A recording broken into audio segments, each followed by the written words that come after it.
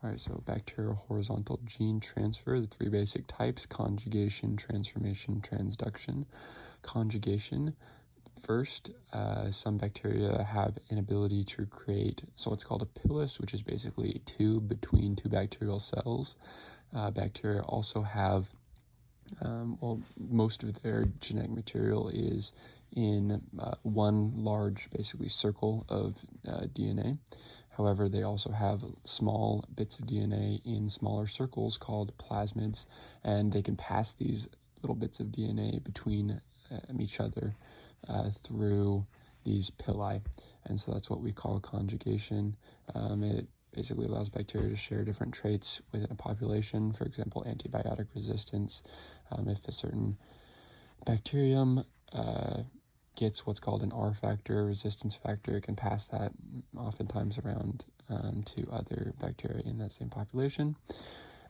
Transformation is basically when the bacteria is able to take up genetic material from its environment. Most of the time that is because a bacterium has died or lysed and left bits of genetic material just in the environment.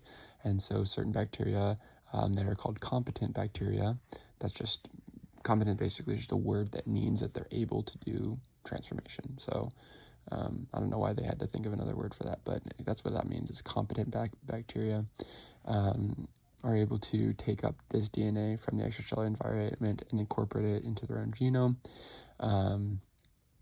So yeah, and then we have transduction. This one's probably the most complex or a little bit more difficult to understand, but basically this is when bacteria is passed with a virus, and this isn't something that the bacterium necessarily tries to do. It's not like it's this is some part of the bacteria's life cycle. It kind of happens on accident, but it can happen. Where a bacteriophage, obviously how bacteriophages work is they incorporate their own genome into the bacterium's genome and rely on that bacterial host cell machinery to translate its genome and that whole life cycle.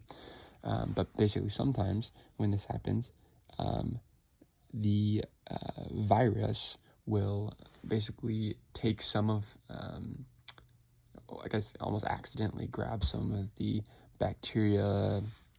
bacteria's genome along with it when it takes that genome to package it into the new, or that bit of genetic material to package it into the new viruses.